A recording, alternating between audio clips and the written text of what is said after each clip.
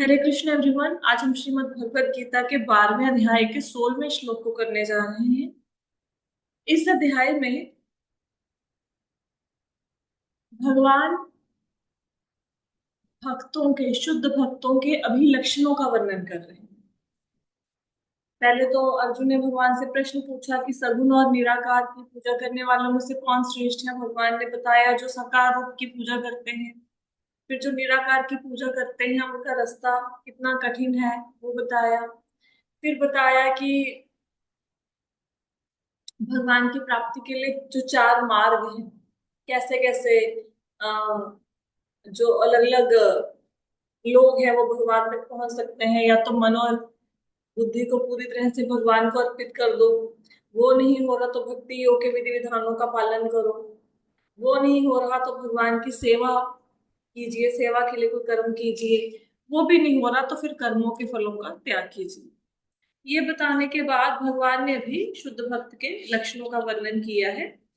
और कल हमने शुद्ध भक्त के काफी लक्षणों को पढ़ा, तो बीच में नेटवर्क डिस्कनेक्ट हो गया और फिर 12.16 श्लोका बीच में रह गया था। इसको आज हम करने का प्रयास करते हैं।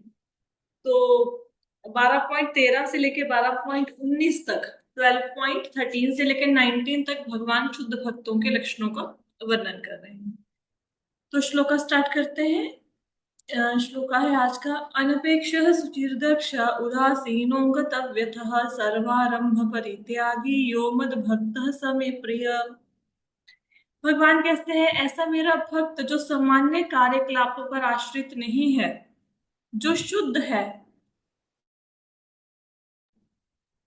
चिंता रहित है, समस्त कष्टों से रहित है और किसी फल के लिए प्रयत्नशील नहीं रहता, वह मुझे अतिशय प्रिय है। तो एक एक शब्द की व्याख्या करते हैं। सबसे पहले वर्ड आया अनपेक्ष। अनपेक्ष का मतलब क्या है? इच्छा रहित।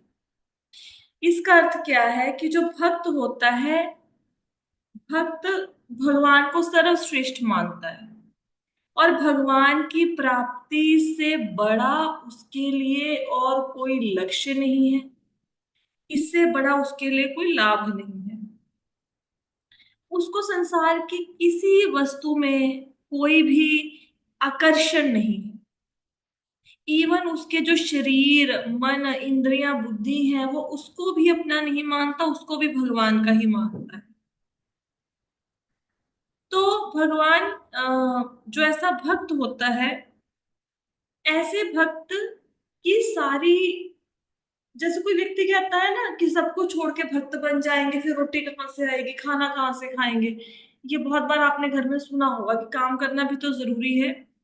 लेकिन जब कोई व्यक्ति भक्ति के मार्ग पर चलता है तो भगवान उसकी सारी आवश्यकताओं की पूर्ति करने की रिस्पॉन्सिबिलिटी खुद के ऊपर ले लेते हैं। उसको हम लोगों के जैसे खाना खाने के लिए मेहनत कर करके पैसे जोड़ने की जरूरत नहीं है। लेकिन मतलब जो भी उसकी इच्छा होगी वो भगवान पूरी कर देंगे। अब इसमें ऐसा है कि जो भक्त है वो ऐसी इच्छा नहीं करता कि सब कुछ छोड़ के भक्ति के मार्ग पर चले, फिर उसको बाद में लगा कि नहीं मेरे को तो धन चाहिए तो भगवान धन की इच्छा पूरी कर देंगे। इच्छा करने में भी भेद होता है। देखो, ऐसा कोई रूल नहीं है कि इच्छा करने से चीज मिल जाएगी या इच्छा नहीं करने से चीज नहीं मिलेगी, ऐसा कोई रूल नहीं है।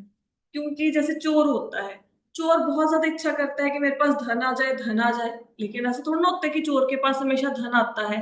लेकिन एक बालक होता है, बालक के मन में कोई इच्छा नहीं होती, लेकिन माँ बाप खुद ही उसकी इच्छा का ध्यान रखते हैं।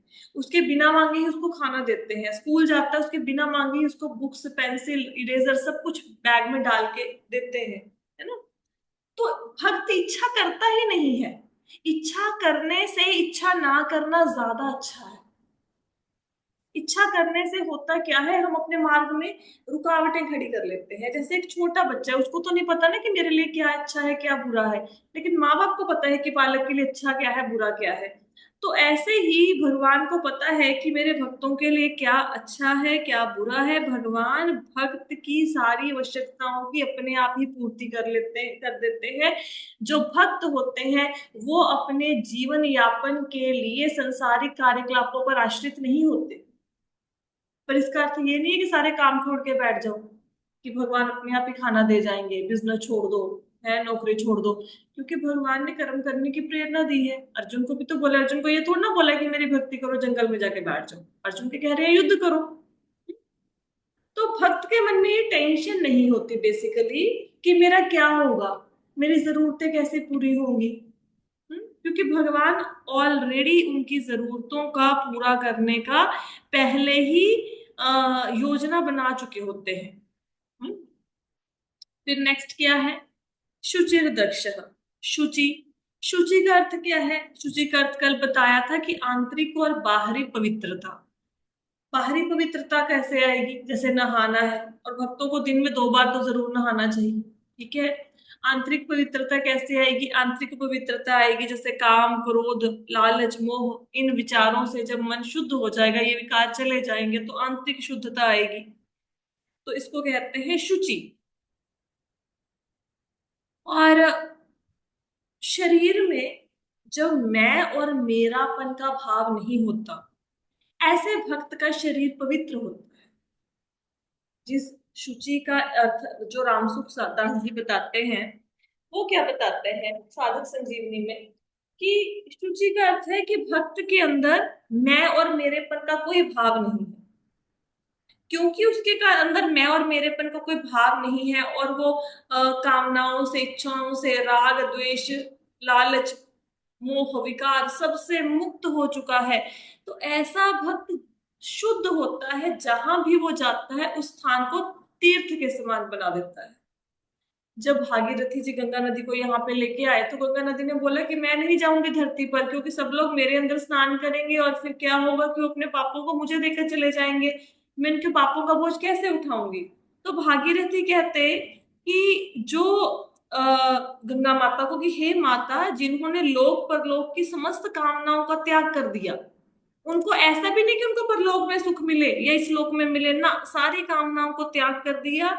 और जो लोग अपने आप में खुश हैं, जो साधु पुरुष हैं, जो हमेशा दूसरों का परोपकार करते हैं, जब वो आपके अंदर स्नान करेंगे तो आप पवित्र हो जाएंगी, ठीक है। तो भक्त अपनी उपस्थिति से उस स्थान को तीर्थ के समान बना देते हैं जहां पे वो होते हैं। जैसे युधिष्ठिर महाराज से विदुर जी मिलने आए जब महाभारत का युद्ध कंप्लीट हो गया, उसके बाद विदुर जी छोड़ के चले गए थे हस्तिनापुर, क्योंकि दुर्योधन ने उनका अपमान किया और उनको दासपुत्र कह के बोला। तो विदुर जी को गुस्सा आया, तो विदुर जी चले गए, तीर्थ यात्रा पे चले गए। तो फिर जब महाभारत का युद्ध कंप्लीट हो गया, युधिष्ठिर महाराज राजा बन गए, उसके बाद विदुर जी आए वापस हस्तिनापुर में। क्यों आए थे? क्योंकि उन्होंने धृतराष्ट्र का उद्धार करना था, क्योंकि वो अभी भी संसार के मोह माया से जकड़े हुए थे। तो उस समय युधिष्ठिर महाराज ने, श्रीमद् भागवतम में आता है, युधिष्ठिर महाराज कहते हैं विदुर जी को कि आप जैसे संत महात्मा तो अपनी उपस्थिति से उस स्थान को तीर्थ बना देते हो जहां पे आप होते हो। तो ये है शुद्धि। शुचि का अर्थ आई होप सो कि सबको समझ आया।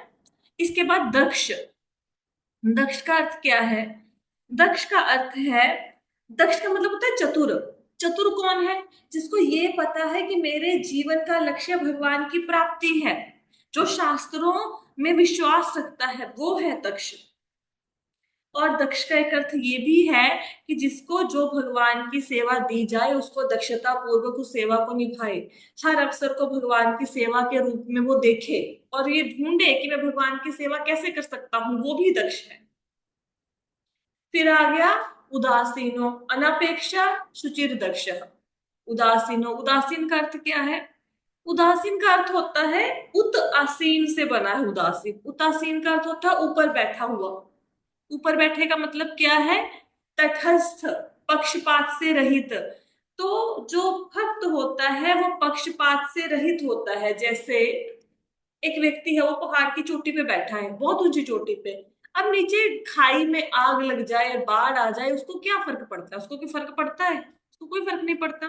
तो जो भक्त होता है वो किसी वाद विवाद में नहीं पड़ता। जब दो व्यक्ति वाद विवाद कर रहे होते हैं तो भक्त उसमें तटस्थ रहता है, न्यूट्रल रहता है। हम्म। तो इसको कहते हैं उदासीन। बाहरी तौर पे ऐसा लग सकता है कि भक्त जो है वो कोई उसके साथ शत्रुता का भाव लेके आया तो उसके साथ शत्रु के जैसा बिहेव कर रहा है, कोई मित्रता का भाव लेके आया उसके साथ मित्र जैसा बिहेव कर रहा है, लेकिन आंतरिक तौर पर वो सबका भला सोचता है। वो किसी दल में, किसी गुट में नहीं फंसता, ग्रुपिज्म में नहीं फंसता जो भक्त होता है। गतव्य था, गतव्य था क्या होता है? गतव्य था का मतलब है व्यथा, मतलब व्यथा। नॉर्मली हम व्यथा का मतलब समझते हैं कि कोई कष्ट आ गया, कोई विपत्ति आ गई, उसको व्यथा कहते हैं। लेकिन व्यथा का अर्थ क्या है? व्यथा का अर्थ वास्तव में ये है कि कुछ अच्छा मिल गया उसमें प्रसन्नता नहीं, कोई कुछ बुरा मिल गया उसमें कोई दुख नहीं, इसको कहते हैं गतव्यथा। तो कुछ मिले या ना मिले, कुछ आए कुछ चला जाए, दुख हो चिंता हो, जो मर्जी हो सुख हो, जो भक्त है वो न्यूट्रल रहता है, वो समभाव में रहता है। व्यथा के टाइम पर वो जो भक्त है वो विचलित नहीं होता। फिर क्या है? सर्वारंभ परित्यागी। सर्वारंभ परित्यागी का मतलब क्या है? कि जो भक्त है वो भोगों को भोगने के लिए और वस्तुओं को इकट्ठा करने के लिए नए नए कामों को शुरू नहीं करता। जैसे घर में नई नई चीजें इकट्ठे करना, नए नए वस्त्रों को इकट्ठा करना, रुपया पैसा बढ़ा के नया नया बिजनेस खोलना, चार प्लॉट खरीद के रख लेने, नया व्यापार शुरू करना, ये सब कामों में भक्त नहीं पड़ता है। वो संग्रह की चीजों में नहीं पड़ता है। धन संपत्ति सुख आराम मान बढ़ाई, इन सब के लिए वो कर्म नहीं करता। हम्म? वो भोगों को भोगने के लिए कोई कर्म नहीं करता है कि इससे मुझे ज्यादा भोग मिले। तो सर्वारंभ परित्यागी का मतलब है कि अननेसेसरी अपने गले में ऐसे फांस डाल लेना जिसके कारण भक्ति से दूर हो जाओ, ऐसा भक्त कुछ नहीं करता, चीजों का संग्रह नहीं करता। लेकिन यहाँ पे अगर भक्त को भगवान की सेवा के लिए कुछ करना, फिर वो सब कुछ कर जाएगा। अपने लिए बड़ा मकान नहीं बनाएगा, लेकिन भगवान के लिए अगर बड़े मंदिर का निर्माण करना है उसके लिए वो कुछ भी कर जाएगा। फिर वो परिश्रम भी करेगा, फिर वो लोगों के पास जाके धन भी मांगेगा, फिर लोगों से वो बेइज्जतियां भी सहेगा, फिर सब कुछ करेगा, लेकिन अपने लिए बड़ा मकान नहीं बनाएगा। तो इसको कहते हैं सर्वारंभ परित्याग। आगे क्या है? यो मद भक्त समे प्रिय। इसका मतलब क्या है? कि ऐसे भक्त में भगवान का स्वतः आकर्षण हो जाता है, ऐसे भक्त के लिए भगवान खींचे चले जाते हैं। एक बार रिपीट कर ले। अनपेक्षा का क्या मतलब है? कि भक्त की कोई इच्छा नहीं है, भक्त अपने जीवन यापन के लिए किसी के ऊपर निर्भर नहीं है, संसारिक कार्यकलापों के ऊपर उसकी सारी व्यवस्था भगवान करेंगे, ऐसा उसको विश्वास भी है। शुद्धि का मतलब क्या है? शुचि का मतलब क्या है? आंतरिक शुद्धि बाहरी शुद्धि। बाहरी शुद्धि स्नान करना, और आंतरिक शुद्धि विकारों को दूर करना। जो शुद्ध भक्त होते हैं वो जहां भी होते हैं उस स्थान को तीर्थ के समान बना देते हैं। दक्ष, दक्ष का अर्थ क्या है? चतुर होना। चतुर कौन है? जो भगवान को अपने जीवन का लक्ष्य मानता है, जिसको शास्त्रों में विश्वास है, वो चतुर है। और जो हर अवसर को भगवान की सेवा के रूप में देखता है, और जो भी उसको सेवा दी जाए उसमें 100% दे, वो दक्ष है। सर्वारंभ परित्यागी, अपने भोगों के लिए सामान को इकट्ठा नहीं करना, लेकिन भगवान के लिए अगर कुछ चाहिए तो उसके लिए जी जान लगा देनी है। ऐसा भक्त भगवान को प्रिय है। ठीक है, आगे चले। 12.17 श्लोक है। यो न हृष्यति न द्वेष्टि न शोचति न कांक्षति शुभाशुभ परित्यागी भक्ति मान्य समे प्रिय। तो यहाँ पे बताए गए श्लोक में भगवान कहते हैं, यहाँ पे 5 लक्षण बताए हैं भक्त के। और कहते जो ना कभी हर्षित होता है, ना शोक करता है, जो ना पछताता है, ना इच्छा करता है, तथा शुभ और अशुभ दोनों प्रकार की वस्तुओं का परित्याग करता है, ऐसा भक्त मुझे अत्यंत प्रिय है। तो सबसे पहले शब्द आया है जो ना हृष्यति ना द्वेष्टि ना शोचति ना कांक्षति। तो विकार 4 प्रकार के हैं। कौन से? राग, द्वेष, हर्ष और शोक। ये पहली लाइन में भगवान ने बताए हैं। ये राग, द्वेष, हर्ष और शोक, ये चारों के चारों विकार भक्त में नहीं होते। राग का मतलब क्या है?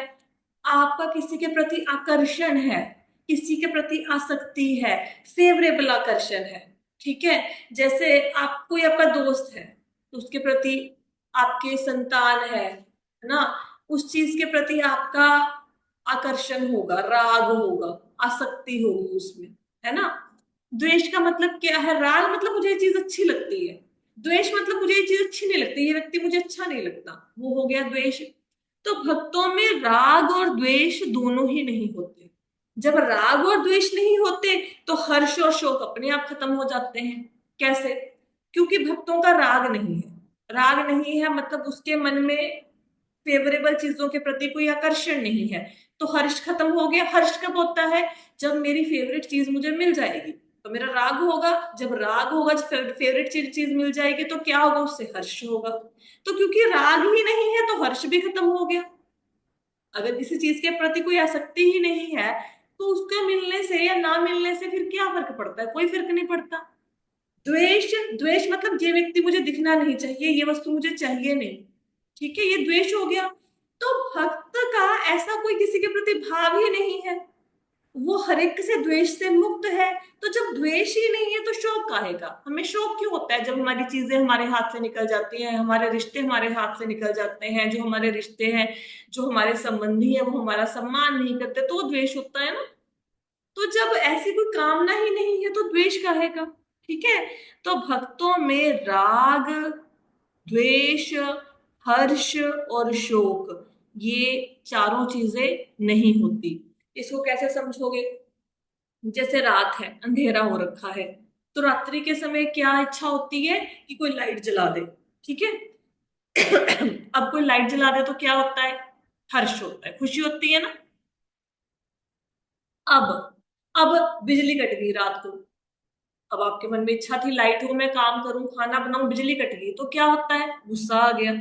जिसने वो लाइट को बंद कर दिया या किसी बच्चे ने उस लाइट को बंद कर दिया तो उसके ऊपर गुस्सा हो जाता है, द्वेष पैदा हो गया कि क्यों, मेरे को तो लाइट चाहिए थी, इसने तो बंद कर दी लाइट, तो द्वेष हो गया। ठीक है। लेकिन अगर दोपहर के समय कोई लाइट जला दे या बंद कर दे तो क्या फर्क पड़ता है? दोपहर के समय तो सूरज की रोशनी है तो कोई फर्क ही नहीं पड़ता कि किसी ने दीपक को जलाया या नहीं जलाया। रात के समय होता है, राग है कि दीपक जले, अगर किसी ने दीपक को बुझाया तो उसके प्रति द्वेष हुआ। लेकिन दोपहर के समय जरूरत ही नहीं है, सूर्य की रोशनी है, तो दीपक के प्रति ना राग है ना द्वेष है। यही भक्त की हालत होती है, उसको ना राग है किसी वस्तु से ना द्वेष है, तो क्योंकि राग और द्वेष नहीं है तो शोक और हर्ष दोनों से वो मुक्त हो गया। आगे है शुभाशुभ परित्यागी। वो शुभ और अशुभ दोनों वस्तुओं का परित्याग कर देता है। अब हम सोचेंगे शुभ वस्तुओं का त्याग क्यों कर देता है? अशुभ का तो माना कि त्याग कर देता है। और ये शुभ और अशुभ है क्या? देखो, शुभ और अशुभ कर्म क्या होते हैं? अगर किसी कर्म को करते हुए मन में ममता हो, आसक्ति हो और फल की इच्छा हो तो वो सारे के सारे कर्म क्या होंगे? अशुभ होंगे। और जिस कर्म को करने के समय मन में ना कोई ममता है, ना कोई इच्छा है, ना आसक्ति है, ना कोई फल के प्रति कोई आसक्ति है, वो सारे काम क्या होंगे? शुभ हो गए। ठीक है, समझ आया? अगर किसी काम को करने के समय मन में ममता है, आसक्ति है, फल की इच्छा है तो वो क्या हो गया? वो अशुभ हो गया। अगर ना ममता है ना आसक्ति है, ना कर्म फल के साथ कोई अटैचमेंट है, तो फिर क्या हो गया? वो शुभ हो गया। लेकिन भक्त शुभ और अशुभ दोनों का त्याग कर देता है। कैसे कर देता है? क्योंकि आपने एक टॉपिक पढ़ा हुआ है, कर्म, अकर्म और विकर्म। विकर्म क्या होते हैं? जो गुरु साधु शास्त्र जिस काम को करने से मना कर दें वो काम अगर आप करते हो तो विकर्म है। जैसे चोरी करना पाप है, गुरु साधु शास्त्र इसकी आज्ञा नहीं देते, वो करोगे तो विकर्म हो गया। एक होते हैं कर्म, कर्म में फल की इच्छा रहती है। ठीक है, ठीक है, गुरु साधु शास्त्र उन बातों को करने के लिए मना नहीं करते लेकिन वो फल की इच्छा है उसमें। ठीक है। फिर हो गया अकर्म, अकर्म में कोई इच्छा नहीं है। तो जो शुभ कर्म है, क्योंकि भक्त सारे के सारे कर्मों के फलों को भगवान को अर्पित करता जा रहा है तो उसके सारे के सारे कर्म अकर्म में बदल जाते हैं। उसको कोई फल की इच्छा नहीं है, जब बिना फल की इच्छा के कोई कर्म किया जाएगा तो वो अकर्म बन जाएगा। तो भक्त शुभ और अशुभ दोनों ही कर्म फलों का त्याग कर देता है, शुभ और शुभ दोनों कर्मों का त्याग कर। अशुभ वो करेगा नहीं, जिसमें ममता और आसक्ति होगी वो काम वो करेगा नहीं। और जो शुभ करेगा बिना आसक्ति को वैसे ही अकर्म में परिवर्तित हो जाएंगे, तो दोनों से वो मुक्त हो गए। ये बात समझ आई सबको? जी माता। ठीक है। तो आगे क्या कहते हैं, भक्ति मान्य समय प्रिय। तो भगवान कहते हैं कि ऐसा भक्त जिसमें ये सारे लक्षण होते हैं, जिसके मन में भगवान के प्रति अनन्य प्रेम होता है, वो भगवान का अत्यंत प्रिय है। ठीक है, आगे चलें। 12.18 और 19 इकट्ठे दिए हुए हैं प्रभुपाद जी ने, तो हम इकट्ठे इन श्लोकों को पढ़ते हैं। समः शत्रौ च मित्रे च तथा मानपमान्ययो शीतोषण सुख दुःखेषु समः संग विवर्जितः तुल्य निंदा स्तुतिर्मौनि संतुष्टो येन केनचित् अनिकेतः स्थिरमतिर् भक्ति मान्य प्रियो नरः। भगवान कहते हैं जो मित्रों तथा शत्रुओं के लिए समान है, जो मान तथा अपमान, शीत तथा गर्मी, सुख तथा दुख, यश और अपयश में समभाव रखता है, जो दूषित संगति से सदैव मुक्त रहता है, जो सदैव मौन और किसी भी वस्तु से संतुष्ट रहता है, जो किसी प्रकार के घर बार की परवाह नहीं करता, जो ज्ञान में दृढ़ है, जो भक्ति में संलग्न है, ऐसा पुरुष मुझे अत्यंत प्रिय है। तो एक एक करके डिस्कस करते हैं। सबसे पहले समः शत्रुज मित्रेच। इसका अर्थ है कि जो भक्त होता है वह शत्रु और मित्र के साथ समान व्यवहार करता है। दोनों के साथ पॉजिटिव बिहेव ही करेगा। इसके लिए मतलब कोई शत्रुता की भावना या मित्रता की भावना अपने ऊपर हावी नहीं होने देते भक्त। न्यूट्रल से रहते हैं, ना किसी के शत्रु है ना किसी के मित्र है, न्यूट्रल। हाँ, तो इसको कैसे समझेंगे, इस संबंध में एक बहुत सुंदर कथा है, वो प्रहलाद महाराज की है। इस कथा में ये है कि एक बार प्रहलाद महाराज के बेटे कौन थे, विरोचन। विरोचन के बेटे कौन थे, बलि महाराज, जिनके ऊपर हम श्रीमद् भागवतम की कथा हुई। तो प्रहलाद महाराज के जो पुत्र थे विरोचन, उनका झगड़ा हो गया अपने गुरु के बेटे के साथ। उनके गुरु के बेटे का नाम था सुधनवा। तो विरोचन और सुधनवा का झगड़ा हो गया। विरोचन ने कहा मैं तुमसे श्रेष्ठ हूँ क्योंकि मैं राजा का बेटा हूँ। सुधनवा ने कहा मैं तुमसे श्रेष्ठ हूँ क्योंकि मैं तुम्हारे गुरु का पुत्र हूँ, मैं ऋषि का पुत्र हूँ। तो दोनों क्योंकि यंग थे तो दोनों का झगड़ा बहुत ज्यादा बढ़ गया और उन्होंने कहा कि दोनों में से जो भी श्रेष्ठ होगा, अगर मतलब सुधनवा ने कहा कि अगर मैं श्रेष्ठ हुआ तो तुम्हें अपने प्राण देने पड़ेंगे, और अगर तुम श्रेष्ठ हुए तो मैं अपने प्राण दे दूंगा। ऐसा दोनों में फैसला हुआ। तो विरोचन ने पूछा कि इसको इसका डिसीजन कौन देगा कि कौन श्रेष्ठ है। तो सुधनवा ने कहा कि इसका उत्तर तुम्हारे पिता देंगे, प्रहलाद महाराज। ठीक है। तो विरोचन ने कहा कि ठीक है, मैं अपने पिता के पास जाऊंगा, उनसे पूछता हूँ कि कौन सा श्रेष्ठ है।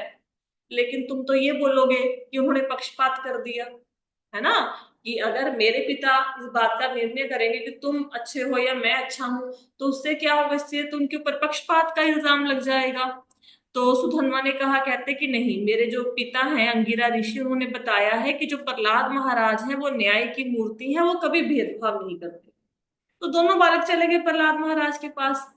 तो विरोचन ने पूछा कौन श्रेष्ठ है, मैं श्रेष्ठ हूं या ये सुधनवा श्रेष्ठ है। प्रहलाद महाराज ने पूछा कि ये क्वेश्चन कैसे अराइज हो गया। तो विरोचन ने कहा कि हम दोनों में शर्त लगी है कि जो श्रेष्ठ होगा वो जिंदा रहेगा, दूसरे को अपने प्राण त्यागने पड़ेंगे। तो प्रहलाद महाराज ने कहा कि सुधनवा श्रेष्ठ है। क्यों? क्योंकि तुम्हारे वो गुरु का बेटा है। ठीक है। और सेवकों को बुलाया और आदेश दिया कि मेरे पुत्र को फांसी पे लटका दो। यही था ना कि दूसरे को जान देनी पड़ेगी। तो उसी समय क्या हुआ, सुधनवा ने कहा रुको। प्रहलाद महाराज से उन्होंने क्वेश्चन किया कि मैं आपसे एक प्रश्न करना चाहता हूँ। प्रहलाद महाराज कहते क्या प्रश्न है। तो उन्होंने बोला कि सुधनवा ने कि मैं श्रेष्ठ हूँ या आप श्रेष्ठ हैं।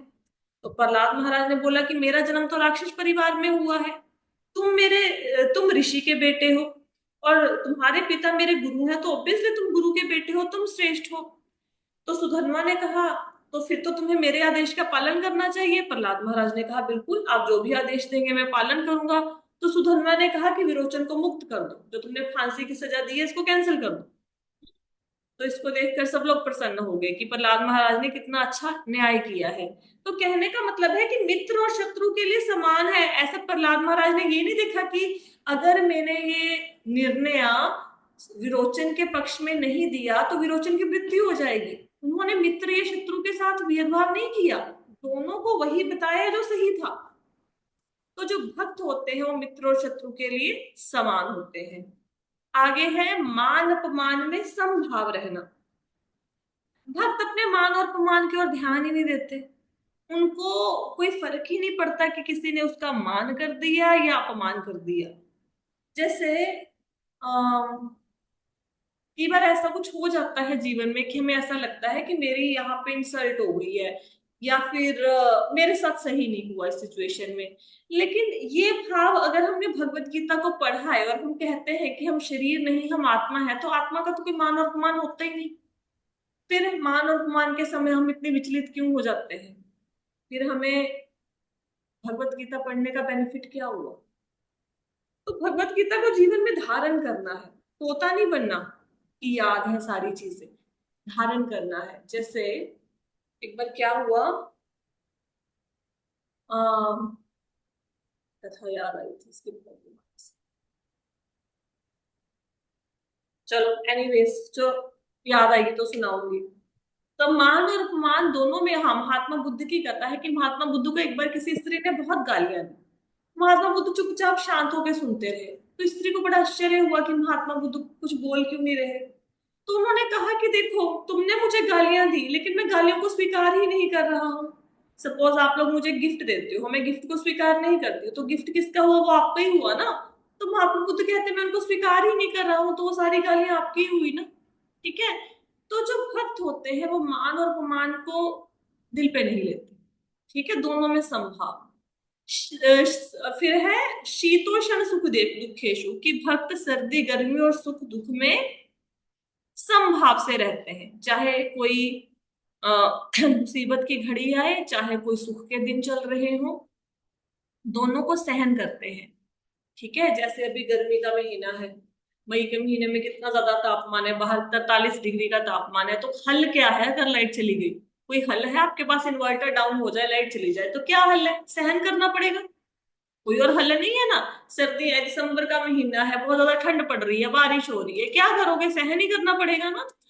तो भक्त को पता है कि ये जो सुख दुख गर्मी सर्दी आते जाते रहेंगे, उनको सहन कर लेते हैं ये। जैसे रामकृष्ण परमहंस थे, उनके जीवन की एक घटना है कि वृद्धावस्था में उनको गले का कैंसर हो गया।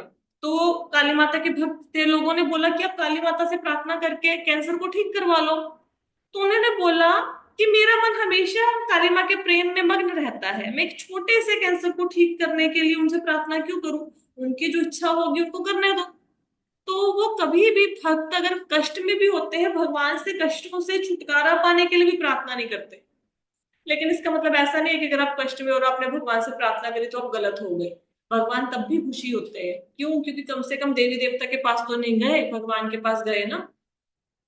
आगे क्या कहते हैं? समसंग विवर्जित। समसंग विवर्जित का मतलब है कि कुसंग से मुक्ति। दो प्रकार का संग होता है। एक वो संग होता है जिससे हम संसारिकता में फंस जाते हैं, उसको कुसंग कहते हैं। एक वो संग होता है जिससे मन संसार से दूर हो जाता है और भगवान के प्रति लगता है। तो जो भी आपके आसपास की कंपनी है जो आपको भगवान से दूर कर रही है, वो कुसंग है। और जो आपके पास ऐसा संग है जो आपको भगवान के नजदीक लाने में हेल्प कर रहा है, वो आपका अच्छा संग है। ठीक है। तो कुसंग को भक्त जो होता है वो कुसंग से दूर रहता है और सत्संग में लगा रहता है। आगे तुल्य निंदा स्तुतिर्मोनि, इसका मतलब क्या है कि भक्त जो होते हैं वो प्रशंसा और निंदा दोनों को महत्व नहीं देते। कई बार ऐसा होता है ना, किसी की प्रशंसा हुई, बड़ा सिर ऊपर हो जाता है। आप कभी लेक्चर सुनना, एक ना अमरिंद प्रभु जी का लेक्चर है, उनका लेक्चर है, उनके साथ है अमोघ लीला प्रभु जी के साथ एक लेक्चर है, जिन्होंने उन्होंने जिसमें उन्होंने भागवत को पढ़ना चाहिए उसके ऊपर एक लेक्चर लगाया है, 3 घंटे का है, यूट्यूब पे पढ़ा है।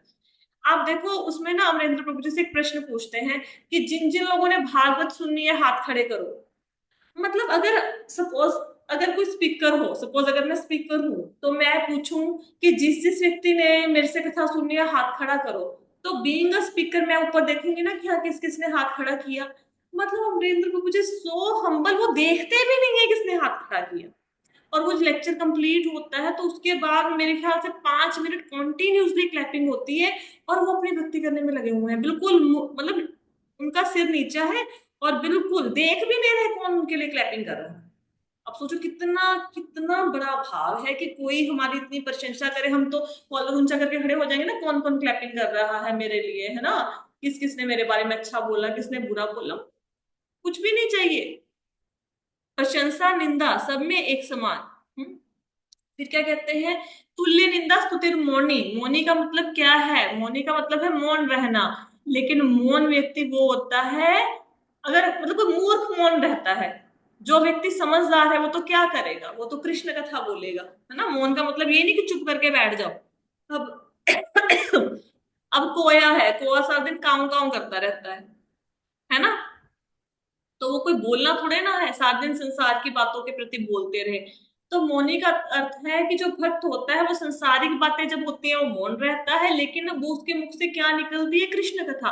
भगवान कृष्ण की जब महिमा का गान करना होता है, उन्होंने कथा भगवान कृष्ण की लीलाओं को सुनाना होता है, कीर्तन करना होता है, तो वो बोलते हैं, लेकिन संसारिक बातों में नहीं बोलते। संसारिक बातों के समय मौनी, फिर मौन होते हैं भक्त। ठीक है, आगे क्या है, आगे है संतुष्टो येन केनचित। संतुष्टो येन किंचित का मतलब है जो भी मिल जाए, जैसा भी मिल जाए उसमें संतुष्ट हो जाना। प्रसादम अच्छा मिल गया तो भी बढ़िया, प्रसादम की बार नहीं पसंद आया तो भी बढ़िया, बहुत अच्छे कपड़े मिल गए तो भी बढ़िया, साधारण कपड़े मिले तो भी बढ़िया, बहुत बड़ा घर है तो भी खुश, छोटा घर है तो भी खुश। हमेशा जो जैसा मिला उसमें संतुष्ट होना। हम्म? तो वो जैसे कबीर जी कहते हैं ना, मालिक इतना दीजिए जामे कुटुंब समाए, मैं भी भूखा ना रहूं साधु भी भूखा ना जाए, कि मेरे को इतना दीजिए कि मेरे परिवार की मिनिमम आवश्यकताओं की पूर्ति हो जाए, अगर कोई द्वार पर मांगने के लिए आ जाए तो उससे भी मैं कुछ दान कर सकूं। ठीक है, संतुष्टो ये किंचित, आगे क्या है, अनिकेत स्थिर मतिर। मैं कुछ बोला अभी, यहाँ बैठे हो, बाहर का कैसे दिख रहा है आपको? किसी का म्यूट हो गया है, ठीक है। अब क्या है, कहते घर गृहस्थी की ममता से रहित, ये है ना, घर बार की परवाह नहीं करता। अब घर गृहस्थी की ममता से रहित का मतलब ये है कि बाहरी तौर पे तो दिखाते हैं कि मुझे बच्चों से प्यार है, पति से प्यार है, पत्नी से प्यार है, लेकिन आंतरिक तौर पर ये महसूस करते हैं कि जो घर है ये धर्मशाला के जैसे है। जैसा घूमने गए, होटल में कमरा लिया, तो उसके साथ आसक्ति थोड़ी ना होती है, पता है 2 दिन में कमरा खाली करना है। गाड़ी में बैठे, एसी के फर्स्ट क्लास डिब्बे में बैठे, उसके साथ आसक्ति थोड़े ना होती है। सपोज करो आप गाड़ी में सफर कर रहे हो, कोई बंदा आके आपकी सीट पे बैठ गया, तो कितना झगड़ा होता है, मेरी सीट है, तुम कैसे यहाँ पे बैठ गए, ये देखो टिकट देखो, कितना झगड़ा। और जैसे ही स्टेशन आया, बस आसक्ति खत्म और सीट को छोड़ के चले गए, भले ही सीट कितनी भी कंफर्टेबल क्यों ना थी। तो बाहरी तौर पर सबसे प्रेम करना है, लेकिन आंतरिक तौर पर यह समझना है कि मैं भगवान का दास हूँ, भगवान का सेवक हूँ, मेरा नित्य संबंध जो है वो भगवान के साथ ही है। क्या कहते हैं, भक्तिमान में प्रियो नरः। भगवान कहते हैं कि ऐसा व्यक्ति मुझे अत्यंत प्रिय है, जो हमेशा, जो ज्ञान में दृढ़ है, जो भक्ति में कॉन्टिन्यूसली लगा हुआ है, वो मुझे अत्यंत प्रिय है। ठीक है, लास्ट श्लोक का है, ये तो धर्म अमृतमी धम यथोक्तम पर्युपासते श्रद्धाना मत परमा भक्ता स्तेतीव मे प्रिय। इसमें भगवान कहते हैं जो इस भक्ति के अमर पथ का अनुसरण करते हैं, जो मुझे ही अपने परम चरम लक्ष्य बनाकर श्रद्धा सहित पूर्ण रूपेण संलग्न रहते हैं, वे भक्त मुझे अत्यधिक प्रिय हैं। तो इसमें क्या हुआ, स्टार्ट कहां से हुआ था ये चैप्टर, अर्जुन के प्रश्न से कि निराकार की पूजा करें या साकार की। तो भगवान ने क्या कहा, दूसरे श्लोक में उत्तर दिया कि श्रेष्ठ योगी वो है जो साकार रूप की भक्ति करता है। उसके बाद क्या हुआ, भगवान ने भक्ति करने की पद्धतियों का वर्णन किया, कैसे कैसे भक्ति की जा सकती है, उसके ऊपर 4 श्लोक। ठीक है, फिर उसके बाद क्या किया, भगवान ने भक्तों की विशेषताओं का, उनके गुणों का वर्णन किया, और अंतिम श्लोक में भगवान ये कहते हैं कि वो भक्त जिनमें ये गुण है, कितने गुणों का वर्णन हुआ है, 39 गुणों का, 39 लक्षणों का वर्णन हुआ है, जिसमें ये 39 गुण है, वो भक्त मुझे अत्यधिक प्रिय हैं, जो श्रद्धा पूर्वक हमेशा मेरी भक्ति करने में लगे रहते हैं और भक्ति के मार्ग का अनुसरण करते हैं दृढ़ निश्चय के साथ, कभी विचलित नहीं होते अपने निश्चय से। ठीक है, और यहाँ पे जो भक्त शब्द आया है वो साधकों के लिए आया है। तो भगवान कहते हैं कि भक्त मुझे प्रिय है, लेकिन साधक बहुत ज्यादा प्रिय है। हम सब लोग कौन है, भक्त है या साधक है? साधक। हम साधक। साधक हैं।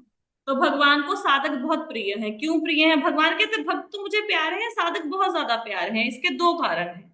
पहली बात तो ये है कि भक्तों को तो भगवान की प्राप्ति हो गई ना, साधकों को अभी भगवान की प्राप्ति नहीं हुई, लेकिन फिर भी श्रद्धा है, श्रद्धा से भगवान की भक्ति में लगे हुए हैं। दूसरा, जो सिद्ध भक्त है वो भगवान के बड़े बेटे के समान है, जो साधक है वो छोटे बेटे के समान है। तो छोटा बेटा वैसे भी प्यारा होता है पिता को, है ना। और क्या कारण है कि सिद्ध भक्तों को तो भगवान ने दर्शन दे दिया, भगवान अपने ऋण से मुक्त हो गए कि भाई आपने मेरी भक्ति करी, ये लो मैंने तुम्हें दर्शन दिए। साधक बेचारे लगे हुए हैं, अभी तो भगवान भी तो ऋणी है ना आपके प्रेम के, तो भगवान के प्रति भी तो आपका ऋण चढ़ा हुआ है ना। तो भगवान आपके ऋण से, अभी आपके प्रेम के ऋण से उऋण नहीं हुए हैं, भगवान के ऊपर भी कर्ज है। इसलिए ये श्लोक साधकों के लिए, साधक भगवान को अत्यंत प्रिय है। ठीक है, श्लोक क्लियर हो गए? चलो, आई होप सो कि जी माता चैप्टर जी। हो गया होगा। बहुत बहुत ज्यादा इस चैप्टर को बार बार समझाया गया क्योंकि इंपॉर्टेंट चैप्टर था। जब भी कोई प्रश्न हुआ तो आप पूछ सकते हैं। एक अनाउंसमेंट है कि हम इधर फ्रॉम मंडे और ट्यूसडे, सोमवार से या मंगलवार से श्रीमद् भागवतम का फर्स्ट कैंटो स्टार्ट कर रहे हैं। अभी पहले कैंटो का ही संकल्प लिया है, बहुत ज्यादा बड़ा कोई संकल्प नहीं लिया कि एक कैंटो करना है, पहला स्कंद। तो वो अप्रोक्स मॉर्निंग में कथा हुआ करेगी, जो 5:50 पे कथा होती थी वो हम लोगों ने डिसकंटिन्यू कर दी है, सुबह का शेड्यूल बिजी है थोड़ा सा। तो 11 बजे के करीब वो कथा होएगी, 11-12 के करीब। तो जिसने वो सुननी हुई, लिंक आ जाएगा आपको, आप सुन सकते हैं भागवतम को, और बाद में आपके साथ वीडियो भी शेयर हो जाएगा। ठीक है, अगर कोई इस समय नहीं सुन पाया तो आप सबको बता सकते हैं, अधिक से अधिक लोगों को प्रेरित कर सकते हैं श्रीमद् भागवतम सुनने के लिए। तो श्रीमद् भागवतम जन्म मृत्यु के बंधन से मुक्त करवाने वाली है, अधिक से अधिक लोगों को कथा सुननी चाहिए, आपको प्रेरित करना चाहिए और खुद भी सुनिए। ठीक है, कोई प्रश्न है किसी का?